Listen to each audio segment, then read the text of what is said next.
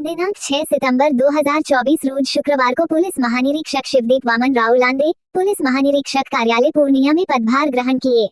पदभार ग्रहण करने के बाद वे मीडिया से बात करते हुए अपराधी को कड़ी चेतावनी दी।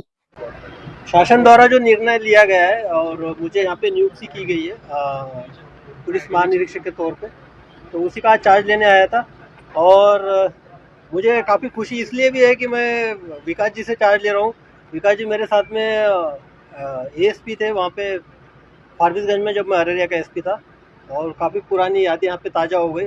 काफ़ी अच्छे अधिकारी थे और मुझे तो कोई डाउट नहीं कि इन्होंने प्रशासन और सब कुछ अच्छे से संभाला होगा, बस उसी को आगे कैरी ऑन करना है मुझे। और उपेन भी मेरे साथ, जो एसपी पूर्णिया है, ये काम सहरसा में एसपी के तौर पे काम किया है, तो मुझे लगता है कि कोई दिक्कत होने वाली नहीं है। कोई कुछ नया करने की चीज़ है नहीं, जो अभी लीगेसी चल रही है उसी को आगे बढ़ाने की ज़रूरत है। और सबसे इम्पोर्टेंट है कि अब मुझे देखना पड़ेगा। आप बोल रहे कि आप दोबारा यहाँ आए हुए, तो उस वक्त जब आया था एक डिकेड हो गया, एक दशक हो गया, एक दशक के बाद मैं यहाँ आया हूँ। तो हर जिला का क्राइम का पैटर्न देखना पड़ेगा। क्राइम पैटर्न के साथ साथ नए जो ट्रेंड्स है क्राइम्स के, वो देखने पड़ेंगे। कुछ नए क्रिमिनल्स के गैंग्स कुछ यहाँ पे आए के, वो देखने पड़ेंगे। तो अब डिस्ट्रिक्ट वाइज मैं जाऊँगा और वहाँ पे मीटिंग के बाद सारी चीज़ें क्लियर हो जाएगी। कटिहार के एसपी जितेंद्र भी आया है साथ में, उससे भी डिस्कस हो रहा था स्पेशली दियारा के इशू के बारे में, और जो वहाँ पे लास्ट ईयर कुछ घटनाएं हो गई उस संबंध में।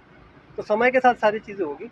आपको कुछ सवाल है तो पूछ सकते हैं। आपकी कार्यशैली से कुछ अलग रही है, आगे क्या प्रायोरिटी होगी? नहीं, मैं हमेशा, जो संस्था होती है हमारी, एक संस्था का जो एक पिरामिड होता है, हायरार्की जो होती है, उसमें बिलीव करता हूँ। और एसपी की जो एक है, पुलिस अधीक्षक एक संस्था है, एसडीपीओ भी एक संस्था है, थाना का जो थानेदार होता है वो भी एक संस्था है। तो हमेशा मेरा फोकस रहा है कि उस संस्था को स्ट्रेंथन करना, उसको ताकत देना। तो जो मेन जिला का काम जो crime control and law and order का है, वो एसपी के जिम्मे रहता है। तो मेरी यहाँ पे ये भूमिका रहेगी कि मैं एसपी के साथ खड़ा दिखूँ, उनको गाइडेंस दूँ, और एक अभिभावक की तरह उसको जो दिशा निर्देश है उसके अकॉर्डिंग उसको समय समय पे अवगत कराऊँ। हाँ, और कुछ ऐसा इशू होता है कि जो इंटर स्टेट या इंटर डिस्ट्रिक्ट से रिलेटेड है, तो उसमें कोऑर्डिनेशन के तौर पे काम करूँ। ये इंटरनेशनल बॉर्डर भी है पूर्णिया कमांडर, तो वहाँ पर कैसे? नहीं, मैं अररिया में एसपी के तौर पे था, तो मुझे काफ़ी अच्छा एक्सपीरियंस है। और सहरसा में भी मैं डीआईजी के तौर पे काम किया था, तब भी सुपौल बॉर्डर का था।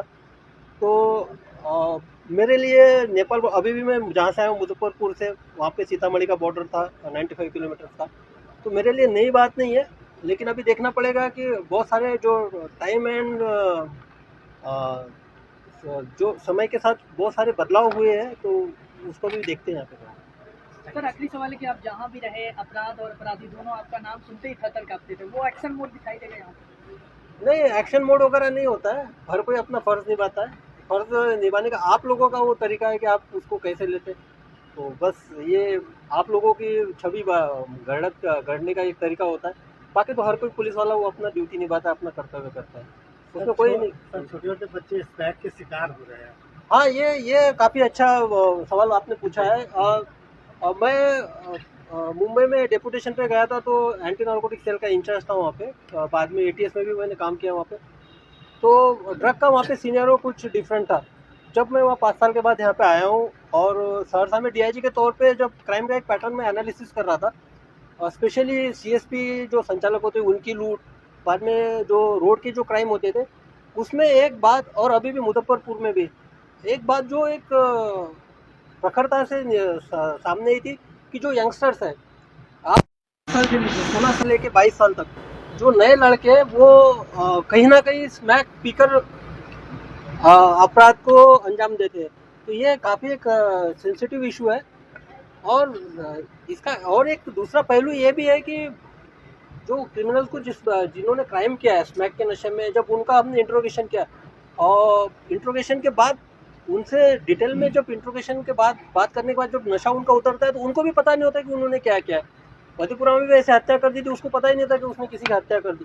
तो ये भी एक डेंजरस चीज़ है, क्योंकि पहले का जो क्राइम होता था, वो एक उसके पीछे मोटिव पता रहता था उस क्रिमिनल को। मुझे अगर मैं गोली चला रहा हूँ तो इसका क्या होने वाला है, सामने वालों को एहसास होता था कि इसकी जान जा सकती है। लेकिन स्मैकियर से रिलेटेड जो भी क्रिमिनल्स है, स्मैक लेके जो भी ड्रग का आदि का सेवन करके करते हैं, उनको तो सेंस ही नहीं है कि सामने वाले पे करना, वो तो अपना ये कर देता। इसलिए ये और डेंजरस है हमारे लिए, और हमारे लिए इसके सतर्कता के पूर्वक इसमें काम करना चाहिए।